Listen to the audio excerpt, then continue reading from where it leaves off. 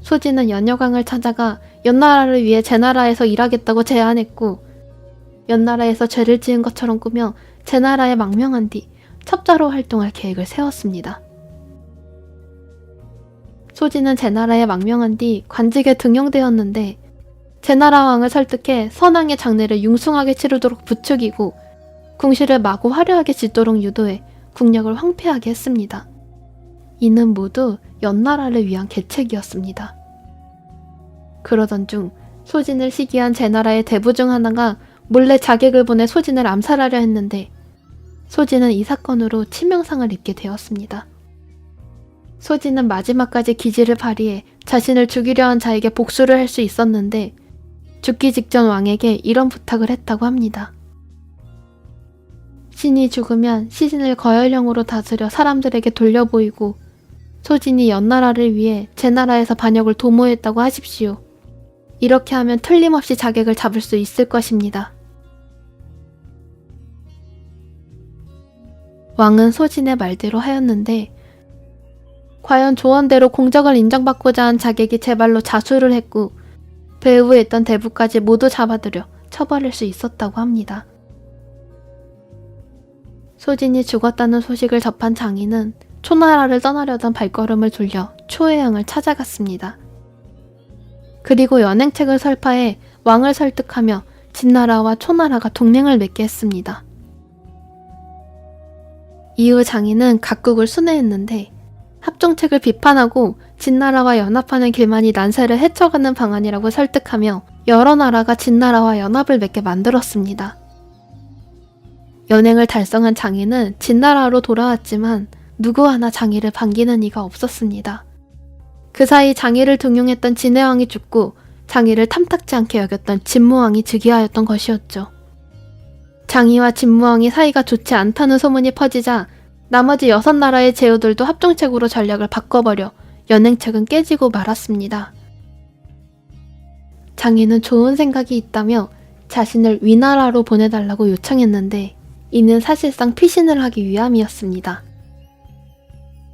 진나라를 떠나 위나라에 도착한 장인은 그곳에서 등용되어 승상을 지냈는데, 피신한 지 1년 만에 사망하였습니다.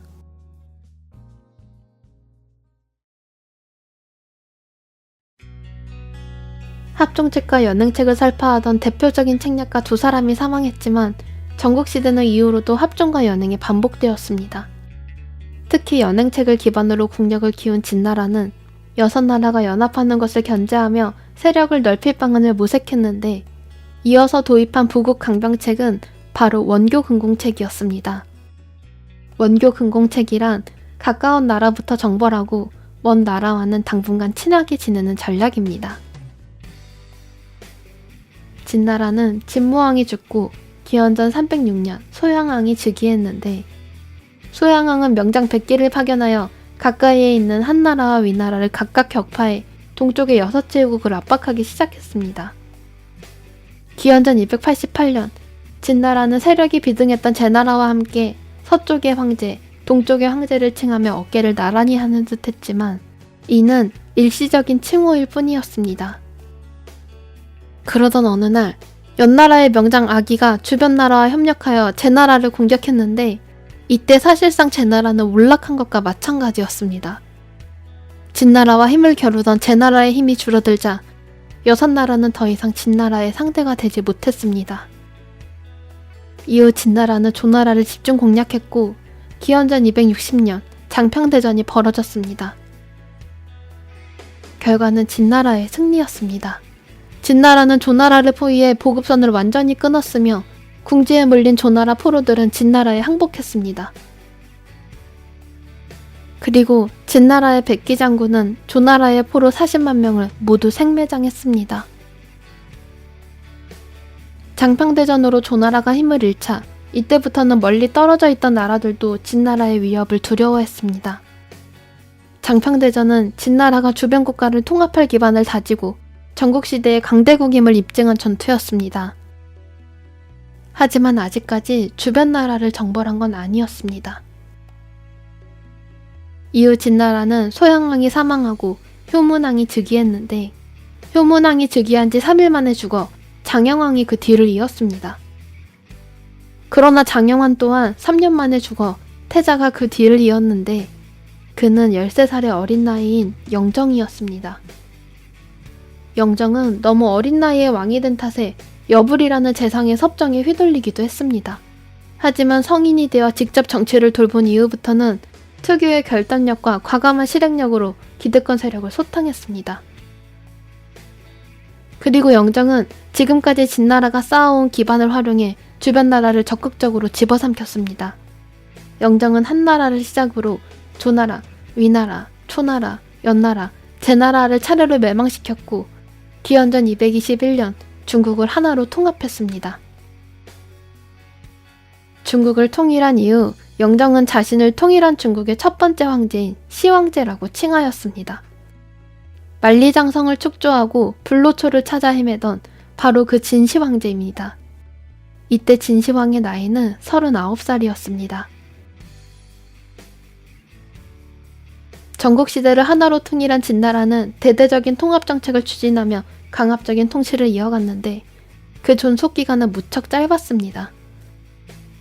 중국을 통일한 지 고작 15년 만에 망해버리고 말았죠.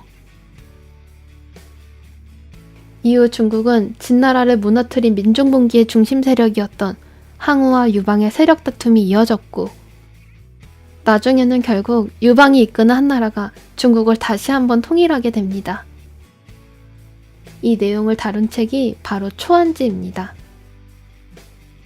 전국시대를 통일한 진시황의 생애, 그리고 죽음 이유와 관련된 흥미로운 이야기가 많은데요. 이 내용은 나중에 추가로 제작하겠습니다.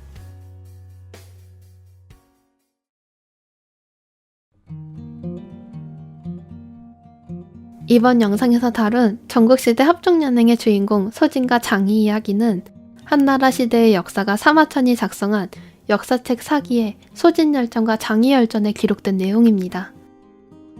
그런데 훗날 사기의 내용을 분석해보니 소진이 활동한 시대가 장이가 활동한 시대와 맞지 않고 장이가 활동한 시기 합종책을 주도한 인물은 소진이 아니라 공소년이라는 인물에 더 적합하다는 분석이 있습니다. 사마천이 사기를 작성할 당시는 한나라 시기로 과거 진나라가 역사책을 모두 불태워 전국시대를 분석할 사료가 무척 부족했기 때문인데요. 활동시대가 맞지 않는 소진과 장애를 한 시대에 나열한 이유는 단순히 역사적 오류만은 아니라고 합니다. 전국시대에 활동한 여러 학파 중 하나였던 종행가 그룹의 이야기를 기록할 때 소진과 장애를 대표적인 인물로 가져왔고 역사적 공백이 발생하는 부분들은 문학적 상상력을 덧붙여 내용을 재구성함으로써 이야기 속에서 얻을 수 있는 의미와 교훈을 전달하고자 하는 목표가 더 컸다고 합니다. 다시 말하자면 사기에 기록된 소진과 장이 이야기는 소설에 가깝기 때문에 내용 전부를 신뢰하기는 어렵다는 것입니다. 참고로 춘추시대가 막을 내리고 전국시대로 넘어가던 때는 여러 나라가 인재를 활용한 치열한 첩보전에 매달리던 시기로 그 무엇보다 외교술이 중요한 시기였습니다. 또한 군주들에게 유세를 하고 다니던 책략가들에게는 새치여 하나로 인생 역전을 꿈꿀 수 있었던 황금 같은 시기였다고 합니다. 내용을 모두 믿을 수는 없다 해도 전국시대의 여러 모습을 잘 담아낸 이야기가 바로 소진과 장이 이야기 아닐까 싶습니다.